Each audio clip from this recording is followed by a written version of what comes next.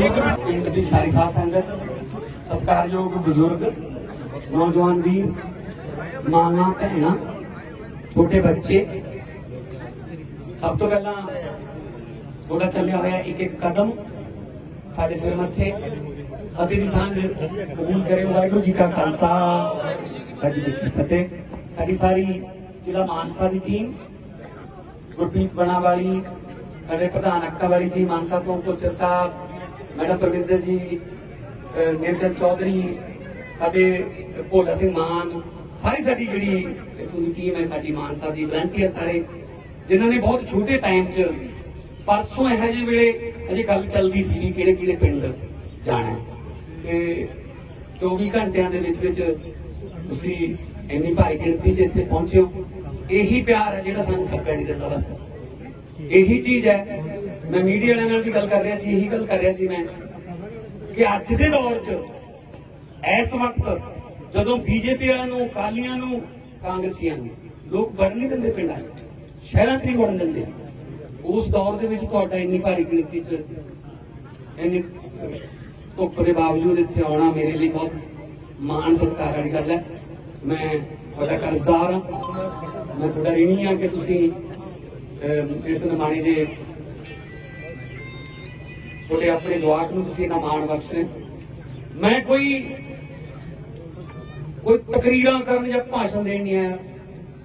ਮੈਂ ਕੋਈ ਵੋਟਾਂ ਨੇੜੇ ਤੇੜੇ ਨਹੀਂ ਹੈਗੀਆਂ। ਪਹਿਲਾਂ ਸਵਾਲ ਪਿਆ ਉਦੋਂ ਪਤਾ ਨਹੀਂ ਕਿਹੜੇ ਰਾਜ ਦੀ ਪਰਜਾ ਹੋਊਗੀ, ਦੇਖਾਂਗੇ। ਮੈਂ ਕੋਈ ਝੂਠੇ ਲਾਰੇ ਲਾਉਣ ਨਹੀਂ ਆਇਆ। ਮੈਂ ਤੁਹਾਡੇ ਨਾਲ ਗੱਲਾਂ ਕਰਨੀਆਂ ਨੇ, ਔਰ ਗੱਲਾਂ ਵੀ ਬਗਾਨੀਆਂ ਨਹੀਂ ਹੈਗੀਆਂ। ਗੱਲਾਂ ਵੀ ਉਹੀ ਨੇ ਜਿਹੜੀਆਂ ਤੁਸੀਂ ਖੁੰਡਾਂ ਤੇ ਬਹਿ ਕੇ, ਪਿੱਪਲ ਥੱਲੇ ਬਹਿ ਕੇ, ਸੱਥ 'ਚ ਬਹਿ ਕੇ, ਖੇਤ ਦੀ ਵੱਟ ਤੇ ਬਹਿ ਕੇ ਕਰਦੇ। ਕੀ ਗੱਲਾਂ ਨੇ ਕਿ ਆਪਣੇ ਚੁੱਲ੍ਹਿਆਂ ਦੀ ਅੱਗ ਖਤਰੇ 'ਚ ਹੈ, ਆਪਣੇ ਚੁੱਲ੍ਹਿਆਂ ਦੀ ਅੱਗ ਖਤਰੇ 'ਚ ਹੈ, ਆਪਣੇ ਟਰੈਕਟਰ, ਤਵੀਆਂ, ਹਲ ਸੁਹਾਗੇ ਖਤਰੇ 'ਚ ਨੇ, ਆਪਣੀਆਂ ਫਸਲਾਂ, ਆਪਣੇ ਖਾਲ, ਆਪਣੀਆਂ ਵੱਟਾਂ, ਆਪਣੇ ਇੱਕ ਬਲਦ ਵਾਲੇ ਰੇੜੇ ਖਤਰੇ 'ਚ ਨੇ। ਸੋ ਵੀਰੋ, ਇਸ ਵਕਤ ਆਪਣੀ ਹੋਂਦ ਖਤਰੇ 'ਚ ਪੈ ਗਈ। ਉਸ ਬਾਬਤ ਗੱਲ ਕਰਨਾ ਹੈ। ਤੁਹਾਡੇ ਚੋਂ ਬਹੁਤ ਸਾਰੇ ਦਿੱਲੀ ਜਾਇਆ ਆਏ ਹੋਣਗੇ, ਬਹੁਤ ਸਾਰਿਆਂ ਨੇ ਹਜੇ ਜਾਣਾ ਹੈ, ਬਹੁਤ ਸਾਰੇ ਤੁਹਾਡੇ ਪਿੰਡ ਦੇ ਗਏ ਹੋਣਗੇ, ਬਾਰੀਆਂ ਬੰਨੀਆਂ ਹੋਈਆਂ ਨੇ। ਵੀਰੋ, ਇਹ ਜਿਹੜੇ ਕਾਨੂੰਨ ਨੇ ਅਸਲ 'ਚ ਇਹਨਾਂ ਨੇ ਬੰਗਾਰਤਾ ਸਾਡੀ ਅਣਖ ਨੂੰ। ਆਪਾਂ ਤਾਂ ਯਾਰ ਇੱਕੋ ਕੁੱਖੋਂ ਜੰਮੇ ਹੋਏ ਇੱਕ ਵੱਟ ਪਿੱਛੇ ਮੁਕੱਦਮੇ ਭੁਗਤਦੇ ਰਹਿੰਦੇ। ਆਪਾਂ ਵੱਟ ਨਹੀਂ ਦਿੰਦੇ ਸੀ ਥੋੜੀ ਜੀ, ਤੇ ਜ਼ਮੀਨ ਨੂੰ ਤਾਂ ਅਸੀਂ ਮਾਂ ਦਾ ਦਰਜਾ ਦਿੰਦੇ ਹਾਂ। ਕੋਈ ਕਾਨੂੰਨ ਬਣਾ ਕੇ ਸਾਥੋਂ ਆਏ ਕੋਕੇ ਲੈ ਜਾਣਗੇ। ਇਹ ਕਿਹੜੀ ਗੱਲ ਹੋਈ?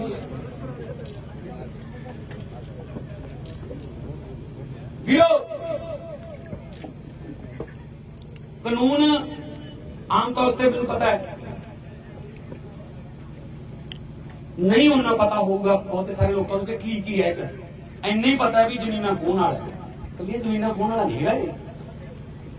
ਇਹਨੂੰ ਇਹ ਨਾ, ਮੈਂ ਬਹੁਤ ਪਹਿਲੇ ਦਿਨ ਤੋਂ ਕਹੀ ਜਾਂਦਾ, ਮੈਂ ਇਹ ਗੱਲ, ਮੈਂ ਪਾਰਲੀਮੈਂਟ 'ਚ ਵੀ ਇਹ ਗੱਲ ਕਹੀ ਸੀ ਵੀ ਕਿਸਾਨਾਂ ਦਾ ਅੰਦੋਲਨ ਆ ਕਿਆ ਕਰੋ ਇਹਨੂੰ, ਇਹ ਸਾਰਿਆਂ ਦਾ ਆਪਣਾ, ਇਹ 'ਚ ਬਹੁਤ ਕੁਝ ਜਾਊਗਾ। ਜਿਨ੍ਹਾਂ ਦੀ ਜ਼ਮੀਨ ਹੈ ਨਹੀਂ ਨਾ, ਇਹ ਨਾ ਸਮਝਣ ਉਹ ਵੀ ਆਪਣਾ ਕੀ ਜਾਂਦਾ ਇਹਨਾਂ ਦਾ। ਨਾ ਨਾ ਨਾ, ਸੁਜੀਤ ਪਾਤਰ ਜੀ ਨੇ ਲਿਖਿਆ, ਬੱਜੀ ਜੇ ਤੇਰੇ ਕਲੇਜੇ ਅਜੇ ਛੁਰੀ ਨਹੀਂ ਹੈ, ਇਹ ਨਾ ਸਮਝੀ ਕਿ ਸ਼ਹਿਰ ਦੀ ਹਾਲਤ ਬੁਰੀ ਨਹੀਂ ਹੈ।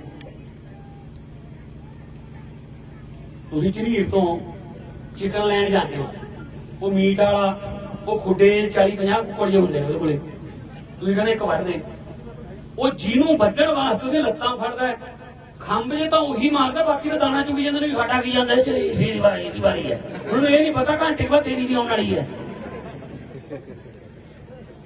ਸੋ ਇਹ ਨਾ ਸਮਝੋ ਕਿ ਇਹ ਇਕੱਲੇ ਕਿਸਾਨਾਂ ਦਾ ਅੰਦੋਲਨ ਹੈ। ਜਦੋਂ ਟਰੈਕਟਰ ਹੀ ਨਾ ਰਹੇ ਤਾਂ ਫਿਰ ਸਵੇਰ ਪਾੜੇ ਦੀਆਂ ਦੁਕਾਨਾਂ ਬੰਦ, फिर मिस्त्रियों की दुकाना बंद पेंशन आईया, जब मिस्त्री जेडे तो पेंशन करा के लिया वो दुकाना बंद, वो भी वेले। फिर जो मुंडा जाऊगा शहर में तो बापू ये भी नहीं कहता फिर भी आता होया तू तेलू राम के बीया की हट्टी तो मूलियां थोड़ी जी गाजर सींगरे मूंगरे जे फड़ ली यार पट्टा छिड़क देंगे, जो पट्टे ही नहीं रहनी कि मूंगरे सींगरे रहने उत्थे। फिर नाले तेलू राम गया बीजा वाला, फिर वो भी बंद। मैं बहुत सौखे तरीके ने समझा रहा थोनू।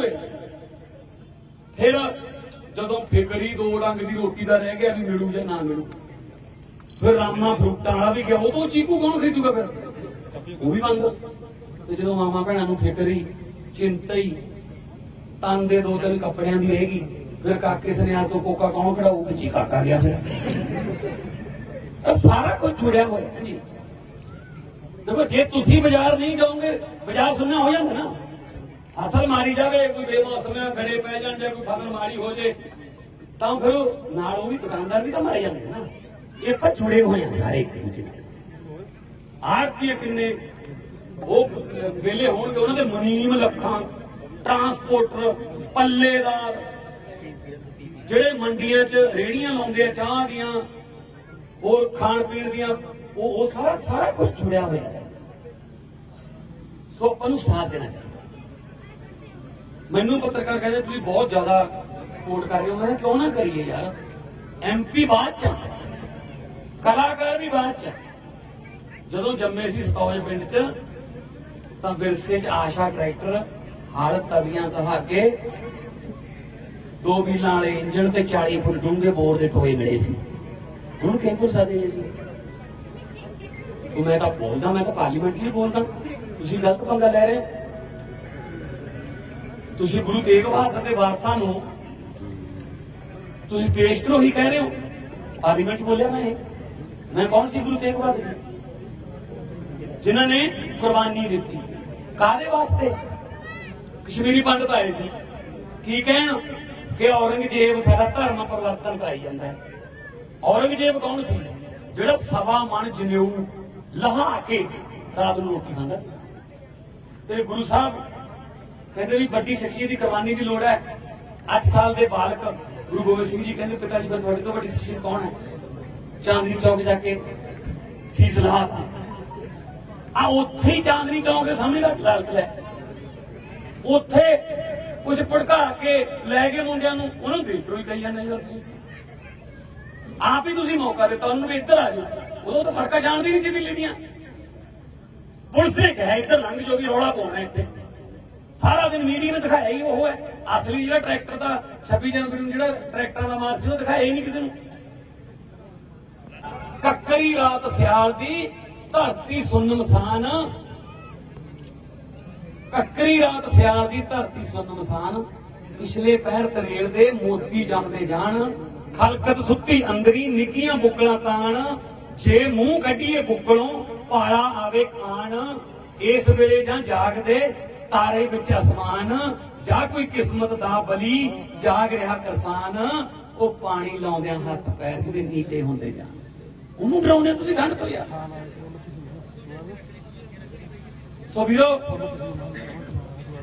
ਇਸ ਅੰਦੋਲਨ ਨੂੰ ਹੋਰ ਬਲ ਦੇਣ ਵਾਸਤੇ 21 ਮਾਰਚ ਨੂੰ ਬਾਗੇ ਪੁਰਾਣੇ ਬਹੁਤ ਵੱਡਾ ਕਿਸਾਨ ਸੰਮੇਲਨ ਰੱਖਿਆ, ਤੁਹਾਨੂੰ ਸੱਦਾ ਦੇਣ ਆਇਆ। ਉੱਥੇ ਪਹੁੰਚਿਓ, ਲੱਖਾਂ ਦੀ ਗਿਣਤੀ 'ਚ ਲੋਕ ਆਉਣਗੇ। ਕੇਜਰੀਵਾਲ ਵੀ ਆਊ। ਕੇਜਰੀਵਾਲ ਤੋਂ ਦਾ ਫਰਕ ਇਹ ਪੈ ਜਾਂਦਾ ਹੈ ਕਿ ਜਿੱਥੇ ਕੇਜਰੀਵਾਲ ਆਉਂਦਾ ਹੈ ਉੱਥੇ ਮੀਡੀਆ ਵਾਲੇ ਆਉਂਦੇ ਨੇ, ਨੈਸ਼ਨਲ ਮੀਡੀਆ ਵਾਲੇ। ਕਿਉਂਕਿ ਜੋ ਕੇਜਰੀਵਾਲ ਜੋ ਕਹਿੰਦਾ ਉਹਨੂੰ ਮੋਦੀ ਜ਼ਰੂਰ ਸੁਣਦਾ, ਕਿਉਂਕਿ ਮੋਦੀ ਨੂੰ 3 ਵਾਰੀ ਹਰਾਤਾ ਦਿੱਲੀ 'ਚ। ਹੋਰ ਕਿਸੇ ਨੂੰ ਸੁਣੇ ਨਾ ਸੁਣੇ, ਉਹ ਕੇਜਰੀਵਾਲ ਨੂੰ ਜ਼ਰੂਰ ਸੁਣਦਾ। 3 ਵਾਰੀ ਹਰਾਤਾ ਉਹਨੂੰ। ਆਪਾਂ ਕੇਜਰੀਵਾਲ ਦੀਆਂ ਜੜ੍ਹਾਂ ਮਜ਼ਬੂਤ ਕਰਕੇ ਮੋਦੀ ਦੀਆਂ ਜੜ੍ਹਾਂ ਹਿਲਾ ਸਕਦੇ। ਇਹਨਾਂ ਤੋਂ ਨਾ ਉਮੀਦ ਕਰਿਓ ਆ ਜਿਹੜੇ ਫਿਰਦੇ ਆ।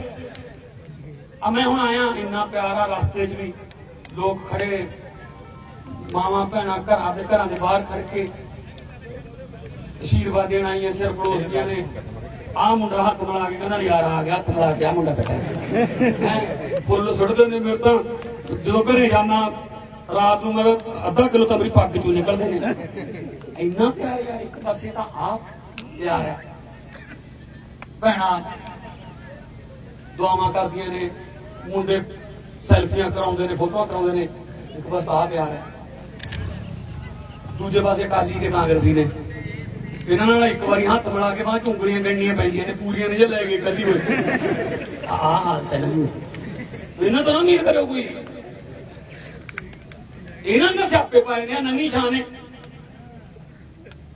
ਜਿੰਨਾ ਹੁਣ ਬੋਲਦੀ ਸੀ ਨਾ ਉੱਥੇ, ਮੈਂ ਕਿਹਾ ਜੇ ਤਾਂ ਅੱਧਾ ਵੀ ਬੋਲ ਪੈਂਦੀ ਨਾ ਉੱਤੇ, ਜਿੱਦਾਂ ਇਹ ਕਾਨੂੰਨ ਆਰਡੀਨੈਂਸ ਬਣ ਕੇ ਕੈਬਨਿਟ ਚ ਆਏ ਸੀ, ਜੇ ਤੂੰ ਅੱਧਾ ਵੀ ਬੋਲ ਪੈਂਦੀ ਗੱਲ ਇੱਥੇ ਤੱਕ ਪਹੁੰਚਣੀ ਨਹੀਂ ਸੀ।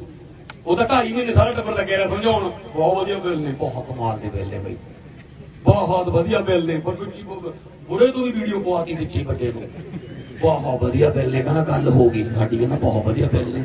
ਜਦੋਂ ਲੋਕਾਂ ਦਾ ਪਿਆ ਪ੍ਰੈਸ਼ਰ ਜਾ ਪਾਰਲੀਮੈਂਟ 'ਚ 15 ਤਰੀਕ ਨੂੰ, ਕਹਿੰਦਾ ਸਾਨੂੰ ਤਾਂ ਪੜ੍ਹਾਏ ਨਹੀਂ, ਤਾਂ ਬਹੁਤ ਮਾੜੇ ਬਿੱਲ ਨੇ।